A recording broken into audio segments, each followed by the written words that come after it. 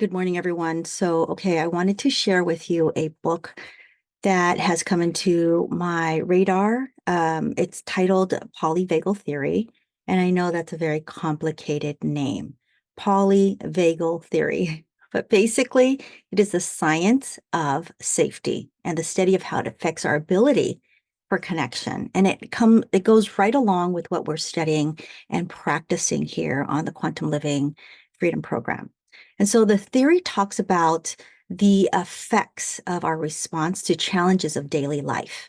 And I made some notes here that I'm going to share with you, just a broad overview about the book itself, so that it might interest you to learn more. And if not, that's perfectly fine because I'm just trying to distillate the information and forward it to you so you have information to work with for those of us who want to have more information to support us in our walk of awakening, of becoming, of being, really uncovering who we really are in this lifetime, right? So let me find my notes really quickly and get to it. All right.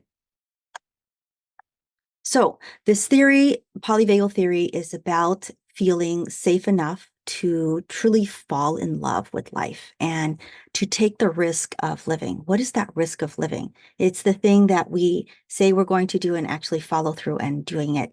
And as much as whatever that thing is scares us, we proceed through. Well, the theory says that it affects us, this polyvagal theory. The science of feeling safe affects us on physiological and also psychological levels, in helping us understand how people move through the cycle of disconnection and also engagement with others as well as with ourselves. It looks at our autonomic nervous system. I mean, I just call it ANS because autonomic nervous system is a mouthful, right? So it looks at our ANS as it shapes our experiences of safety and how this affects our ability to connect with others. The ANS simply responds to the challenges of daily life by telling us how we are as opposed to what we are or who we are.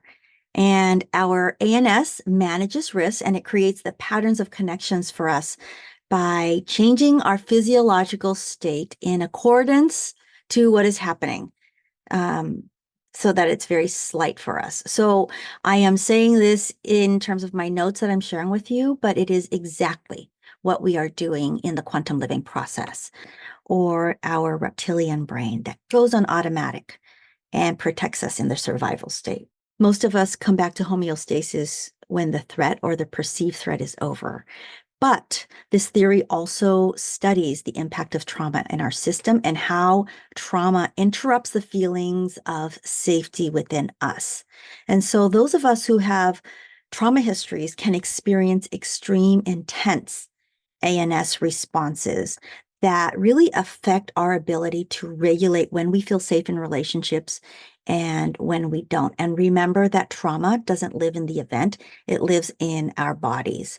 So until and unless we get to a point where we can dispel and release the trauma in our body, we're kind of stuck in this loopy cycle. That kind of has a hold on us, right? So no matter what we think in our cranium, in our brain, it still lives in our body.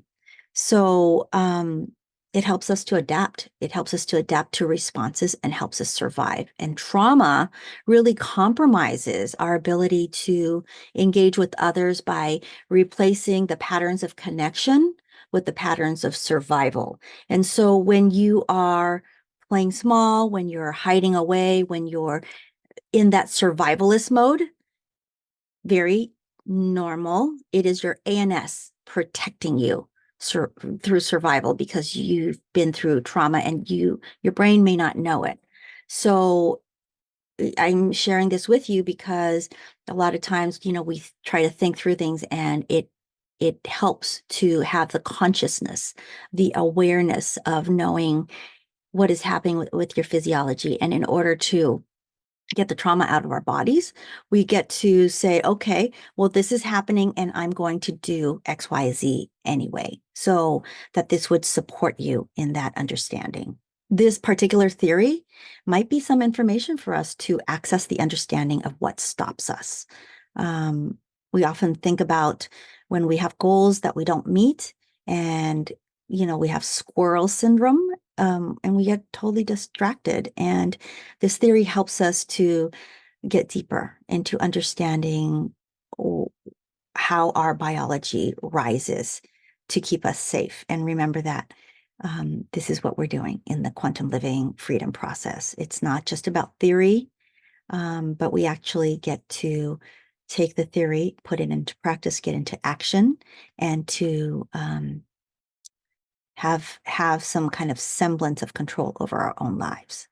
So I am just providing this background information to you as I get it.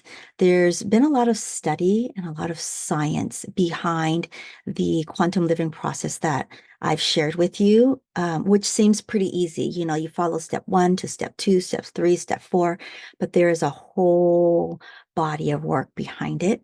And I just wanted to share that with you to to truly trust the process, because a whole lot of people put a whole lot of work in with their genius, their heart, their wisdom, their mind to make this happen for everyday people like you and me to be able to be functional and to thrive in our own life. So, another thing that I want to share with you is that, this is not hey, this is a quick toaster thing. I put it in, I pop it out, and I'm off. Yes, you can do that. And also, it is a lifelong process, because coming back home to ourselves is continual. I want to use the word, we could be clever about it, but I don't know if clever is the right word to use to overcome our ANS, which is our biology. It's just a way, in this process that we take from step 1 to step 2, step 3, our worksheets is a way to, I guess, short circuit is kind of a word that's coming up, our own biology, our own settings, so that we can achieve who we've come to be and what we're here to do. All right. So I wanted to just share this information for you, for those of us who want more information. And I hope this serves you. Have a beautiful day. Aloha.